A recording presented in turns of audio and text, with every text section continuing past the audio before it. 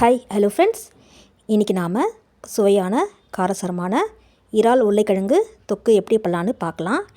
Welcome to Anand Priya channel. வாங்க friends, வீடியோக்குள்ளே போகலாம். நான் 3 வெங்காயம், 2 தக்காளி, கொஞ்சம் கறிவேப்பிலை எடுத்து வச்சுருக்கேன்.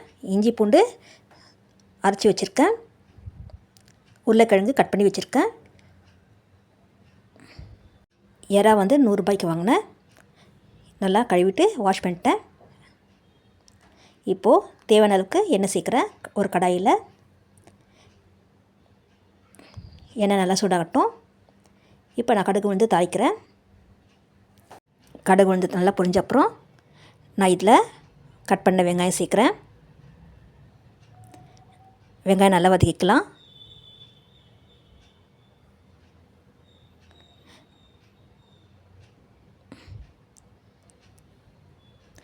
நல்லா வதக்கிக்கோங்க. இப்போ நான் கருவேப்பிலை சேர்க்குறேன்.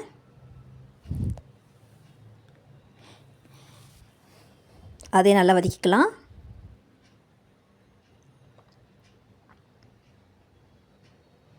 நல்லா பொன்னிறமாக வதக்கிக்கோங்க. கொஞ்சம்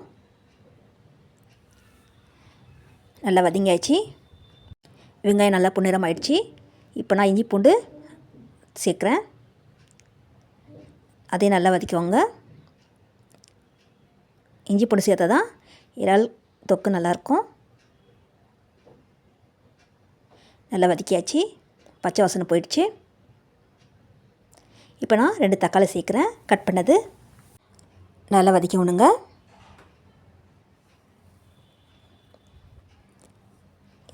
நல்லா வதக்கி பிறகு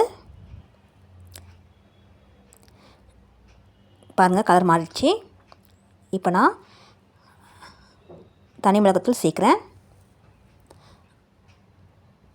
நல்லா கலந்துக்கோங்க. இப்போ குழம்பு பொடியும் சேர்க்குறேன். இது வீட்டு அரைச்ச குழம்பு பொடி. நல்லா வதக்கிக்கலாம்.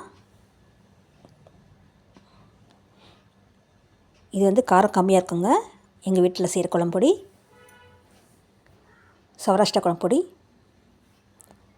நல்லா வதக்கியாச்சு. பாருங்கள், நான் இப்போ இறால போடுறேன். எல்லாமே போடுறேன். நல்லா கலந்து விடுங்க. மசாலாவோட நல்லா கலந்தாயிடுச்சு. அப்போ தான் நல்லா மசாலாவோட சேரும்.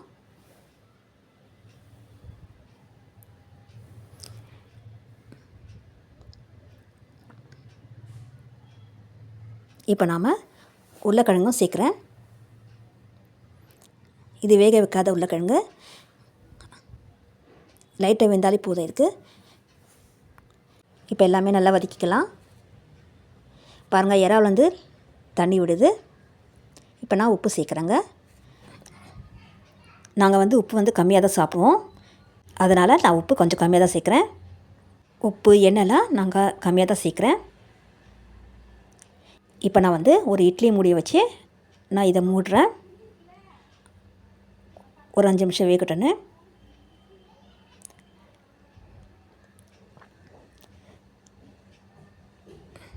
இப்போது நம்ம திறக்க போகிறோம்.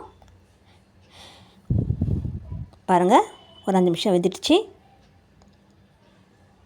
நான் இல்லை கொஞ்சம் கூட தண்ணி சேர்க்கல. நல்லா கலந்து விடுங்க.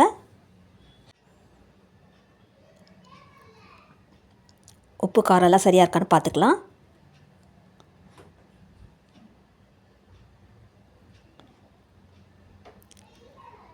நல்லா வதக்கிக்கோங்க. இப்போ நான் தேவையான அளவுக்கு தண்ணி சேர்க்குறேன். நான் ஒரு டம்ளர் அளவு சேர்த்துருக்கேன். தேவைப்பட்டால் என்ன சேர்த்துக்கலாம். நல்லா வதக்கி விடுங்க. இப்போ நாம் கொஞ்ச நேரம் வேகட்டும். தண்ணி சேர்த்ததால் பாருங்கள், கொதி வந்துடுச்சு.